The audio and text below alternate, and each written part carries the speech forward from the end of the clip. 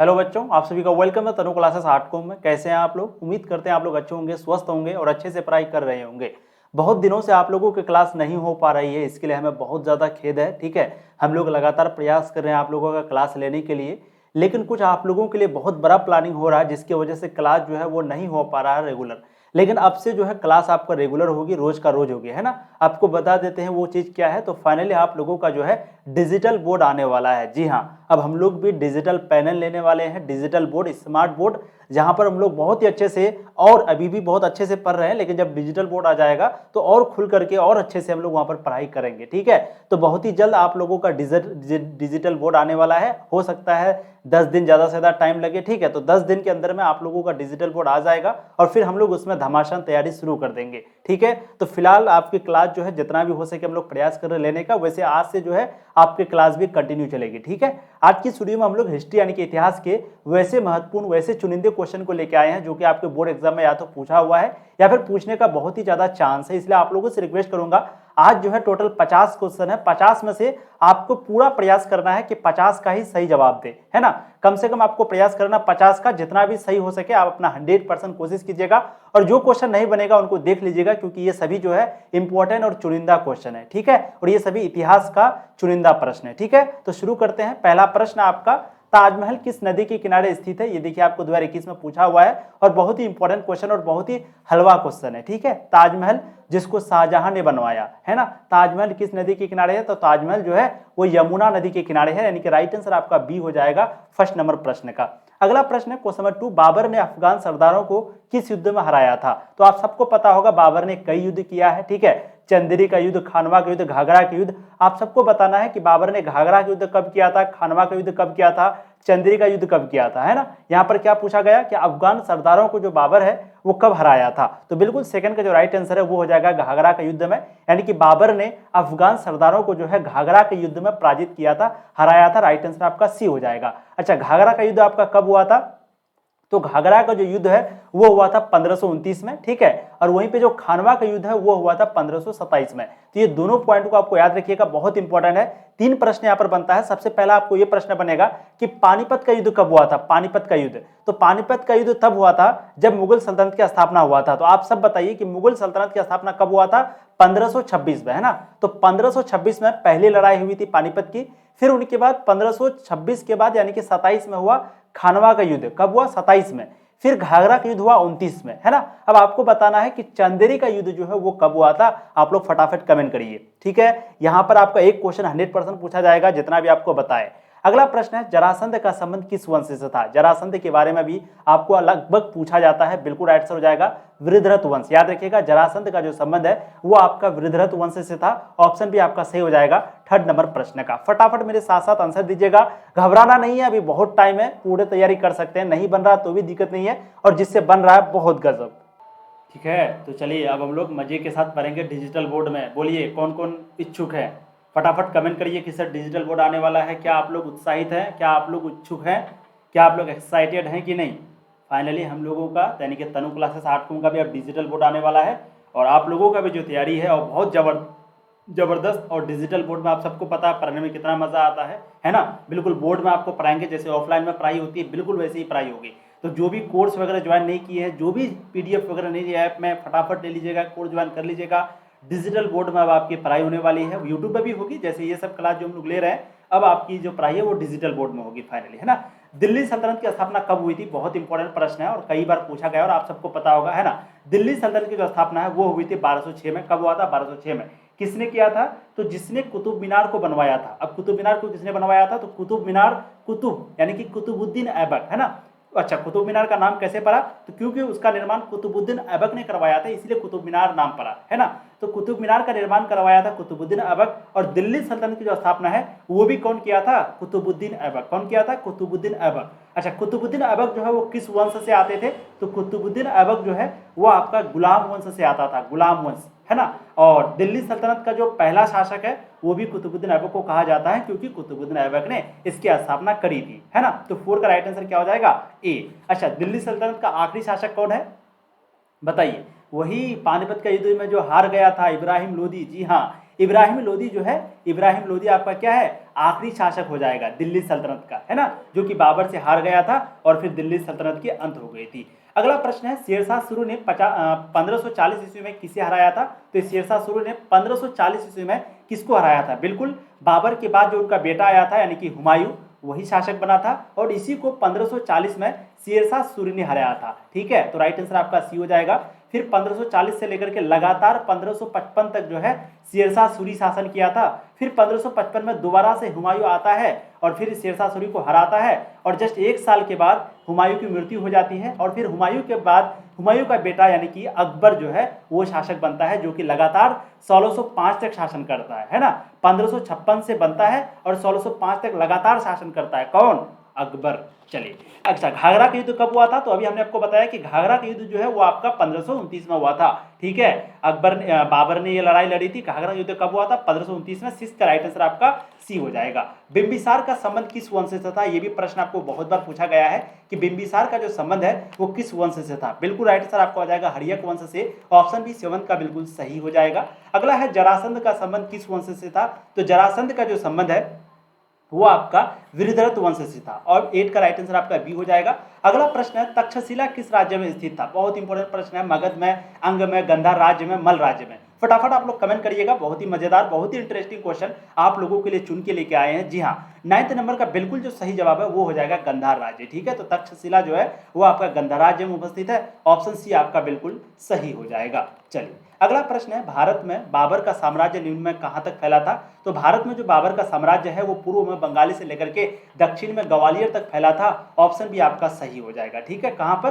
पूर्व में बंगाली से लेकर के दक्षिण में ग्वालियर तक भारत का साम्राज्य फैला था। अगला प्रश्न है, क्वेश्चन नंबर 11, बाबर के संस्करण का क्या नाम था? तो बाबर का जो संस्करण है ना, जहां पर उनके बारे में लिखी हुई है, उसका नाम क्या था? तो तुजू की बाबरी, यानी कि ऑप्शन आपका ए सही हो जाएगा 11वें नंबर प्रश्न का। अब अगला प्रश्न है क्वेश्चन नंबर 12, बहुत ही इंपॉर्टेंट है। आप देखेंगे संविधान सभा में कुल कितने सदस्यों का प्रावधान था? बताइए फटाफट। 380, 389, 370, 395? आप सबको इसका आंसर आता होगा। बिल्कुल राइट आंसर क्या हो जाएगा? 389। ठीक है, तो संविधान सभा में टोटल 389 सदस्यों का प्रावधान था। अगला है, संविधान सभा का अस्थायी अध्यक्ष किसे चुना गया? यहाँ पर अस्थायी की बात हो रही है, ना कि अस्थायी, है ना। अस्थायी का मतलब होता है परमानेंट। जैसे आपको पूछा जाएगा कि अभी जो वीटो पावर है वो किसको मिला हुआ है? तो टोटल 5 देश है ना। 5 देश कौन कौन सा है? एक अमेरिका है, एक रूस है, एक आपका फ्रांस है, 3 हो गया, एक चाइना है, 4 हो गया, और एक ब्रिटेन है, 5 हो गया। तो टोटल 5 देश जो है उनको वीटो पावर है और वो क्या है? अस्थायी अध्यक्ष है ना। वो क्या है? अस्थायी अध्यक्ष है। ठीक है, और अस्थायी अध्यक्ष कितना है? 10। तो वैसे ही संविधान सभा का जो अस्थायी अध्यक्ष है वो चुना गया था डॉक्टर राजेंद्र प्रसाद को, जो कि क्या है? डॉक्टर राजेंद्र प्रसाद भारत के पहले क्या है? फटाफट बताइएगा। प्रेसिडेंट होगा, प्राइम मिनिस्टर होगा? फटाफट आप लोग कमेंट करिएगा, बहुत आसान है। ठीक है, और वहीं पे भीमराव अंबेडकर जो है वो क्या थे? तो भीमराव अंबेडकर जो है वो प्रारूप समिति के अध्यक्ष थे और राजेंद्र प्रसाद जो है वो अस्थायी अध्यक्ष थे संविधान सभा के, है ना। और भीमराव अंबेडकर क्या थे? संविधान सभा के प्रारूप समिति के अध्यक्ष थे। ठीक है, अगला, भारतीय संविधान की प्रारूप समिति के अध्यक्ष कौन थे? अभी हमने आपको बताया कि प्रारूप समिति के जो अध्यक्ष है वो है डॉक्टर भीमराव अंबेडकर, यानी कि राइट आंसर आपका डी हो जाएगा। 14 नंबर प्रश्न का बहुत बार पूछा गया है। ठीक है, अगला देखिएगा, हड़प्पा सभ्यता की मोहरें किस चीज की बनी हुई है? आप सबको इसका आंसर आता होगा क्योंकि आपको हम पढ़ा चुके हैं पहला चैप्टर और दूसरा चैप्टर। तो पहला और दूसरा चैप्टर से जो भी प्रश्न आता होगा आपको हर हाल में सही आंसर लगाना। ठीक है, तो हड़प्पा सभ्यता की जो मोहरें हैं वो बिल्कुल सेलघड़ी की बनी हुई थी। राइट आंसर आपका डी हो जाएगा। हड़प्पा सभ्यता का आकार कैसा था? त्रिभुजाकार। हड़प्पा सभ्यता की खोज सबसे पहले किसने किया था? दयाराम साहनी ने किया था। कब किया था? 1921 में किया था। ठीक है, बनावली किस राज्य में है? तो बनावली जो है वो हरियाणा में है। राइट आंसर आपका ऑप्शन ए हो जाएगा। 16 नंबर प्रश्न का याद रखिएगा, बनावली जो है वो हरियाणा है। बाकी लोथल जो है वो आपका गुजरात में है। लोथल कहां पर है? गुजरात में। बनावली कहां पर है? हरियाणा में। आपको यहाँ पर इंपॉर्टेंट हम आपको कई बार लिखा चुके हैं, जैसे बनावली आपका हरियाणा में है, कालीबंगा जो है वो आपका राजस्थान में है, धोलावीरा और लोथल जो है वो आपका गुजरात में है। ठीक है, तो इसको आप लोग यहाँ पर स्क्रीनशॉट ले लीजिए फटाफट इन पूरे को। अगला प्रश्न है क्वेश्चन नंबर 17, लोथल किस नदी के किनारे स्थित है? लोथल सिंधु के व्यास के, भोगवा के, रावी के। अच्छा, रावी नदी के किनारे जो है कौन है? तो हड़प्पा जो शहर है आपका वो आपका रावी नदी के किनारे है। ठीक है, सिंधु नदी के किनारे आपका मोहनजोदड़ो है। सिंधु नदी के किनारे कौन है? मोहनजोदड़ो है। लेकिन यहाँ पर पूछा जा रहा है कि लोथल किस नदी के किनारे है, तो बिल्कुल राइट आंसर 17 का हो जाएगा, वो है भोगवा।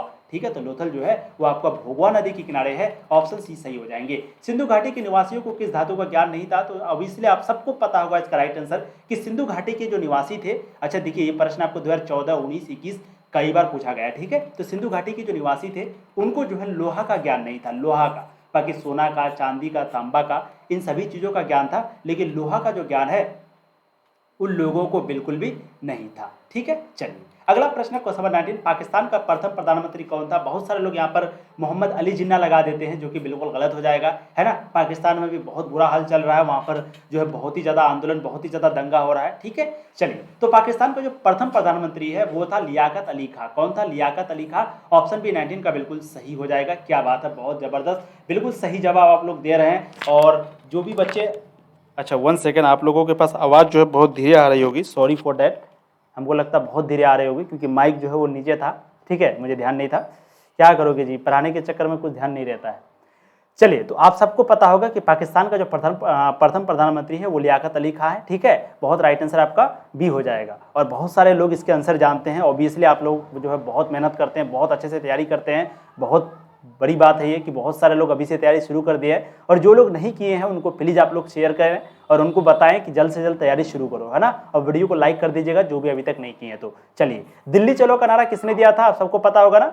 दिल्ली चलो का नारा के बारे में बिल्कुल सुभाष चंद्र बोस।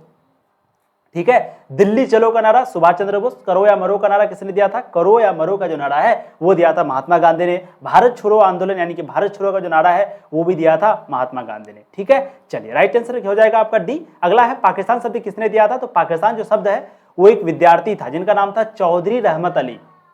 क्या नाम था? चौधरी रहमत अली, है ना। तो चौधरी रहमत अली जो है वो पाकिस्तान शब्द सबसे पहले दिया था। अच्छा आप लोग बताइए, तो चौधरी रहमत अली जो है वो किस यूनिवर्सिटी यानी कि किस विश्वविद्यालय से पढ़ाई किए थे? कैम्ब्रिज विश्वविद्यालय से, 3-4 आपका यहाँ पर राइट आंसर होगा। ठीक है, आप लोग को बताना है सबसे पहले कि पाकिस्तान जो शब्द दिया था चौधरी रहमत अली वो किस राज्य से बिलोंग करते थे। ठीक है, चलिए अगला है 1942 के आंदोलन के दौरान आजाद दास्ता का गठन किसने किया था। तो 1942 के जो आंदोलन हो रहे थे तो उस वक्त में जो आजाद दास्ता का गठन है वो किया था जयप्रकाश नारायण ने। ऑप्शन सी आपका 22 का बिल्कुल सही हो जाएगा। अखिल भारतीय कांग्रेस के प्रथम अध्यक्ष कौन थे? बहुत इंपॉर्टेंट प्रश्न है आपका कि अखिल भारतीय कांग्रेस के प्रथम अध्यक्ष कौन थे? बिल्कुल 23 का राइट आंसर हो जाएगा WC बनर्जी। ऑप्शन सी आपके सही हो जाएंगे 23 नंबर प्रश्न का। क्या बात है, बहुत जबरदस्त, बहुत बढ़िया। अगला देखिएगा, अंग्रेजों ने बंगाल का विभाजन कब किया था? तो अंग्रेजों ने जो है बंगाल का विभाजन किया था 1905 में, है ना। 1905 में अंग्रेजों ने, आपको दो तरीके से प्रश्न पूछा जाएगा। एक तरीका तो ये है कि बंगाल का विभाजन कब हुआ था, 1905 में, है ना। और एक तरीका है अंग्रेजों ने बंगाल का विभाजन कब किया था, 1905 में। मुस्लिम लीग की स्थापना कब हुई थी? तो मुस्लिम लीग की जो स्थापना है वो 1906 में हुई थी। ठीक है, चलिए 1911 में क्या हुआ था बताइएगा। तो 1911 में बताइए, इंडिया गेट का निर्माण हुआ था या गेट ऑफ इंडिया का निर्माण हुआ था? फटाफट बोलिए। चलिए अगला प्रश्न है, प्रथम विश्व युद्ध में अंग्रेजों का साथ देने के कारण गांधी जी को कौन सी उपाधि दी गई थी? तो क्योंकि प्रथम युद्ध में अंग्रेजों का साथ देने के कारण गांधी जी को जो है केसरे हिंद की उपाधि दी गई थी। राइट आंसर आपका डी हो जाएगा 25 नंबर प्रश्न का। फटाफट आप लोग कमेंट करिएगा। अगला है स्वराज पार्टी का गठन किसने किया था? तो स्वराज पार्टी का जो गठन है वो किसने किया था? बहुत जबरदस्त, बिल्कुल चित्तरंजन दास ने। ऑप्शन डी आपका सही हो जाएगा। याद रखिएगा, स्वराज पार्टी का जो गठन है वो चित्तरंजन दास ने किया था। अगला है 1882 ईस्वी में शिक्षा पर हंटर कमीशन की नियुक्ति किसने की? 1882 में शिक्षा पर जो है हंटर कमीशन की जो नियुक्ति है वो किसने किया था? लॉर्ड रिपन ने, लॉर्ड कर्जन ने, डलहौजी ने, कार्नवालिस ने। 27 का बिल्कुल सही जवाब हो जाएगा लॉर्ड रिपन ने। ठीक है, ऑप्शन ए आपके सही हो जाएंगे 27 नंबर प्रश्न का। अगला है, पटना कॉलेज पटना का बिल्डिंग किस यूरोपीय कंपनी का पहला गोदाम था? बताइएगा, पटना कॉलेज पटना का जो बिल्डिंग है उसको गोदाम बना दिया गया था। बताइए वो कौन सा ऐसा पहला कंपनी है, यूरोपीय कंपनी है जो कि पटना कॉलेज पटना बिल्डिंग को यूरोपीय गोदाम बना दिया था? तो वो थे पुर्तगीज या फिर डच, इन दोनों में से आंसर आपको देना है। बिल्कुल 28 का जो सही जवाब है वो हो जाएगा डच, है ना। तो डच जो है वो सबसे पहले पटना कॉलेज पटना का जो बिल्डिंग था उनको यूरोपीय कंपनी का पहला गोदाम बनाया था। अगला है, किस एक्ट के द्वारा भारत में ब्रिटिश ईस्ट इंडिया कंपनी का व्यापारिक एकाधिकार समाप्त कर दिया गया था? बताइए कौन सा ऐसा एक्ट है जिनके द्वारा ब्रिटिश ईस्ट इंडिया कंपनी का व्यापारिक एकाधिकार को समाप्त कर दिया गया था? तो वो एक्ट के बारे में आप सबको बताना है। और बिल्कुल राइट आंसर हो जाएगा 1813 का चार्टर एक्ट, है ना। 1813 का चार्टर एक्ट के द्वारा ईस्ट इंडिया कंपनी का जो व्यापारिक अधिकार है वो समाप्त कर दिया गया था। क्योंकि आप सबको पता होगा जब यहाँ पर 1600 में ईस्ट इंडिया कंपनी आया था तो भारत पर जो कब्जा है वो कौन किया था, एक कंपनी किया था, ना कि अंग्रेज, है ना। जैसे आज रिलायंस कंपनी है, वो अगर जाकर के कहीं पे कब्जा कर लेता है ना, मान लेते हैं वो अगर अमेरिका पे कब्जा कर लेता है तो वो कब्जा कौन किया, रिलायंस वाला, ना कि हम लोग, इंडियन नहीं, रिलायंस कंपनी। उसी तरीके से यहाँ पर जो कब्जा जमाया था भारत में, तो वो यहाँ पर ईस्ट इंडिया कंपनी यहाँ पर कब्जा किया था, है ना। फिर बाद में जो सरकार है वो ईस्ट इंडिया कंपनी को बर्खास्त कर दिया, खत्म कर दिया, है ना, और फिर वो खुद अपने अधीन में ले लिया भारत को। तो वो कौन सा एक्ट के द्वारा खत्म किया था उस कंपनी को, 1813 का चार्टर एक्ट के द्वारा। अगला प्रश्न है जो कि बहुत इंपॉर्टेंट है, भारत में आने वाला प्रथम पुर्तगाली कौन था, आप सबको इसका राइट आंसर आना चाहिए और बहुत आसान है ना, बहुत आसान है। चलिए बताइएगा, कोलंबस होगा या वास्को डिगामा होगा, बहुत आसान प्रश्न है, बिल्कुल सभी को आंसर देना है। बिल्कुल राइट आंसर हो जाएगा वास्को डिगामा। कोलंबस जो है वो अमेरिका का खोज किया था, है ना, और भारत का खोज किसने किया था, वास्को डिगामा ने। ये कब आया था, यानी कि ये पुर्तगाली है सबसे पहले, तो ये क्या है, पुर्तगाली है, और ये कब आया था, 1498 में। ठीक है, तो राइट आंसर क्या हो जाएगा, सी। चलिए अगला प्रश्न है क्वेश्चन नंबर 31, क्षेमेंद्री की रचना कौन सी है, तो क्षेमेंद्री की जो रचना है वो यहाँ पर कौन सी हो जाएगी, बिल्कुल विरित कथा मंजरी। विरित कथा मंजरी जो है वो क्षेमेंद्री की रचना है। अगला है इंडिका किसकी रचना है, तो आप सबको पता होगा इंडिका के जो लेखक है उनका नाम है मेगास्थनीज। क्या नाम है, मेगास्थनीज। तो इंडिका जो है वो मेगास्थनीज जो है वो इंडिका के रचनाकार है। ऑप्शन भी आपका सही हो जाएगा 32 नंबर प्रश्न का। अगला देखिएगा, किस गुप्त शासक को लिच्छवी दोहित्र कहा जाता है, लिच्छवी दोहित्र। अच्छा, भारत का नेपोलियन, याद रखिएगा, भारत का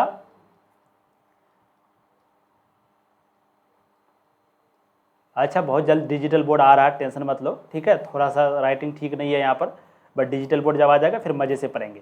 तो भारत का नेपोलियन और लिच्छवी दोहित्र जो है वो कहा जाता है समुद्रगुप्त को। किसको, समुद्रगुप्त को। तो राइट आंसर 33 का यहाँ पर क्या हो जाएगा, ए। ठीक है, अगला देखिएगा, गुप्त काल में हस्ती सेना का जो प्रधान है उसको क्या कहते हैं, तो गुप्त काल में जो है हस्ती सेना का जो प्रधान है उसको हम लोग कहते हैं महापिलुपति। क्या कहते हैं, महापिलुपति।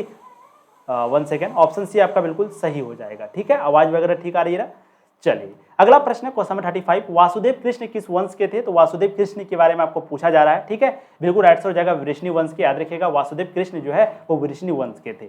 अगला प्रश्न है, 5 पांडवों में सबसे बड़ा कौन था, तो 5 पांडवों में जो सबसे बड़ा पांडव था वो कौन था, युधिष्ठिर होगा या भीम होगा, इन दोनों में से आपको राइट आंसर लगाना है। बिल्कुल सही हो जाएगा युधिष्ठिर। ठीक है, तो 5 पांडवों में जो सबसे बड़ा पांडव था उनका नाम था युधिष्ठिर। ऑप्शन सी आपका सही हो जाएगा।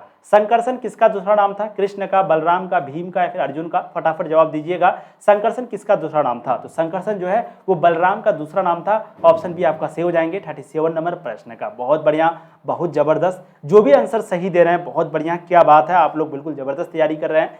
और जो नहीं दे पा रहे हैं बिल्कुल नहीं घबराना दोस्त, आपके पास बहुत टाइम है प्यारे साथियों, है ना, प्यारे बच्चों, आपके पास बहुत टाइम है। और प्यारे बच्चों, जो भी वीडियो को लाइक नहीं किए हैं वीडियो को लाइक कर दीजिए, चैनल को सब्सक्राइब कर दीजिए पहली बार आए हो तो, और एक बार शेयर कर दीजिए ताकि आपके जितने भी साथी हैं वो भी ज्वाइन कर पाए, है ना। सबसे पहले अवतारवाद सिद्धांत का जो है व्यापक निरूपण कहाँ किया गया था, बताइएगा। सबसे पहले ये जो अवतारवाद सिद्धांत है इसके बारे में कौन सी किताब में सबसे पहले बताया गया है, किसके बारे में, अवतारवाद सिद्धांत के बारे में। बिल्कुल राइट आंसर हो जाएगा भगवत गीता। ऑप्शन सी आपका सही हो जाएगा 38 नंबर प्रश्न का। अगला प्रश्न है क्वेश्चन नंबर 39 जो कि बहुत इंपॉर्टेंट है, 1857 के विद्रोह का पहला सिपाही किसे कहा जाता है, बताइए। 1857 का जो विद्रोह हो रहा था तो उस वक्त में जो है पहला सिपाही किसे कहा जाता है, कौन से सिपाही, पहला सिपाही, वीर कुंवर सिंह को, लक्ष्मीबाई को, मंगल पांडे को, नाना साहेब को।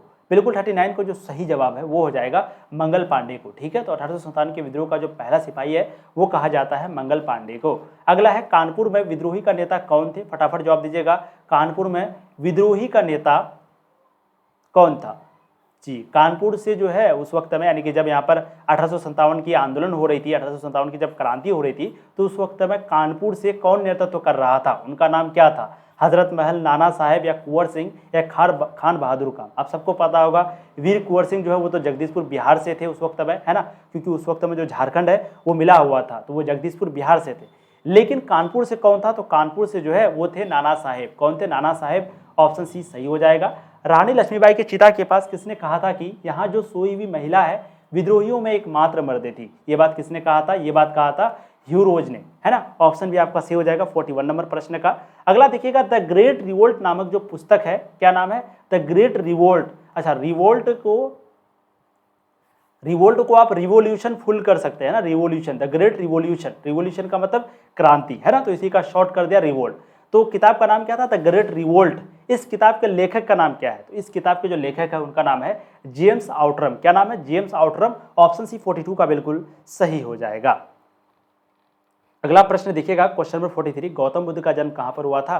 तो गौतम बुद्ध का जो जन्म है वो हुआ था नेपाल में, कपिल वस्तु के लुम्बिनी में, है ना। राइट आंसर क्या हो जाएगा? ए। तो गौतम बुद्ध का जन्म कहां पर हुआ था? कपिल वस्तु के लुम्बिनी में गौतम बुद्ध का जन्म हुआ था। ठीक है, गौतम बुद्ध का बचपन का नाम क्या था? सिद्धार्थ। अगला प्रश्न है क्वेश्चन नंबर 44, महावीर ने पार्श्वनाथ के सिद्धांतों में एक नया सिद्धांत क्या जोड़ा था? आप सबको पता होगा महावीर जो है वो 24वें तीर्थंकर है। तीर्थंकर का मतलब होता है जैन धर्म में शिक्षक, है ना। क्या होता है? शिक्षक। तो पार्श्वनाथ जो है वो 23वें तीर्थंकर थे, यानी कि 23वां नंबर का शिक्षक कौन था?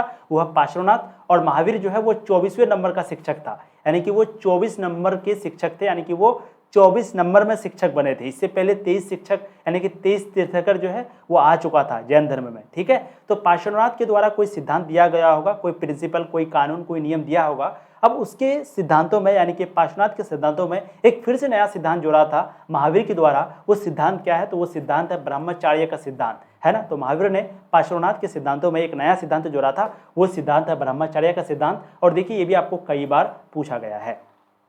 अगला है श्वेतांबर और दिगंबर का संबंध किस धर्म से है? तो आप सबको पता होगा श्वेतांबर और दिगंबर का जो संबंध है वो आपका जैन धर्म से है। 45 का बिल्कुल राइट आंसर ऑप्शन बी हो जाएगा। अगला प्रश्न है आर्यों की सभ्यता किस नाम से जानी जाती है? बहुत ही आसान प्रश्न है, यहाँ पर आर्य की बारे में बात हो रही है ना। और आप सबको पता होगा आर्यों के द्वारा जो सभ्यता बनाई गई है उस सभ्यता का नाम है वैदिक सभ्यता। क्या नाम है? वैदिक सभ्यता। ऑप्शन सी सही हो जाएगा यहाँ पर 46 नंबर का। बहुत बढ़िया। अगला देखिएगा, अंग्रेजों को 1662 ईस्वी में पुर्तगालियों ने बंबई क्यों दे दिया था? तो आप सबको पता होगा कि उस वक्त में अंग्रेजों को जो है 1662 ईस्वी में पुर्तगालियों ने जो है बंबई को दिया था, वो दिया था दहेज में, है ना। पुर्तगालियों की जो सिस्टर थी उनका शादी अंग्रेजों के साथ हुआ था और फिर पुर्तगाली जो है दहेज के रूप में बंबई को दे दिया था अंग्रेजों को। कब दिया था? 1662 में। कब दिया था? 1662 में। ठीक है, अगला देखिएगा क्वेश्चन नंबर 48, अंग्रेजों को सुनहरा फरमान किस राज्य से प्राप्त हुआ था? तो अंग्रेजों को जो सुनहरा फरमान है वो हुआ था गोलकुंडा से प्राप्त। ऑप्शन सी आपका सही हो जाएगा 48 नंबर प्रश्न का। बंगाल में एशियाटिक सोसाइटी की स्थापना किसने की थी? तो बंगाल में एशियाटिक सोसाइटी की स्थापना विलियम जॉस ने की थी। बिल्कुल ऑप्शन सी आपका सही हो जाएगा। बहुत जबरदस्त। अगला देखिएगा जो कि लास्ट प्रश्न है आपका, किस अंग्रेज को बंगाल का टाइगर कहा जाता है? बताइए किसको बंगाल का टाइगर कहा जाता है? बिल्कुल लॉर्ड वेलेस्ली को बंगाल का टाइगर कहा जाता है। बहुत बढ़िया, बिल्कुल 50 का राइट आंसर आपका हो जाएगा। यहाँ पर क्या हो जाएगा? 50 का राइट आंसर डी। ठीक है, चलिए लॉर्ड वेलेस्ली को बंगाल का टाइगर कहा जाता है। तो यहाँ पर हम लोगों ने टोटल 50 प्रश्न किया। आप लोग को बताना है फटाफट कमेंट में कि 50 में से आप लोगों ने कितना सही किया, है ना। अगर आप कम सही किए होंगे तो बिल्कुल टेंशन मत लीजिए यार, बहुत टाइम है अभी, है ना प्यारे बच्चों, बहुत टाइम है। और प्यारे बच्चों हम लोग जो है डिजिटल बोर्ड आप लोगों के लिए ले रहे हैं। बहुत ही जल्द आप लोगों के प्यार से, आप लोगों के सपोर्ट से इतना हो पाया है। आप लोग हैं तभी हम लोग हैं, है ना। और आप लोग कोर्स वगैरह परचेस किए, आप लोगों ने अपना प्यार दिखाया, आप लोग कोर्स वगैरह लिए, जिसके कारण हम लोग डिजिटल बोर्ड लेने में सक्षम हुए, जिसमें आप लोगों का बहुत बड़ा योगदान है डिजिटल बोर्ड लेने में, है ना। और ऐसे जितने बच्चे अभी तक कोर्स ज्वाइन नहीं किए हैं प्लीज़ आप लोग जल्द से जल्द ज्वाइन कर लीजिएगा। बिहार बोर्ड के जो भी है वो संकल्प बैच को ज्वाइन कीजिएगा, कोई अदर बोर्ड से है तो वो सफलता बैच को। ठीक है, कहाँ से मिलेगा? तो ये आपको तनु क्लासेस ऐप पर मिलेगा। और ऐप को कहाँ से डाउनलोड कीजिएगा, कहाँ से इंस्टॉल कीजिएगा? प्ले स्टोर से। ठीक है, ज़्यादा जानकारी के लिए डिस्क्रिप्शन पे आपको मोबाइल नंबर दिया हुआ रहेगा, उसमें कॉल करके आप बात कर लीजिएगा। फाइनली हम लोग विदा लेते हैं। फटाफट आप वीडियो को लाइक कर दीजिए एक बार और वीडियो को शेयर करके क्लास को समाप्त करते हैं। थैंक यू सो मच आप लोगों का इतना प्यार देने के लिए। बहुत ही जल्द डिजिटल बोर्ड आ जाएगा, हमको लगता है 10 से 12 दिन लगेगा और फिर हम लोग घमासान तैयारी करेंगे। ठीक है, थैंक यू सो मच।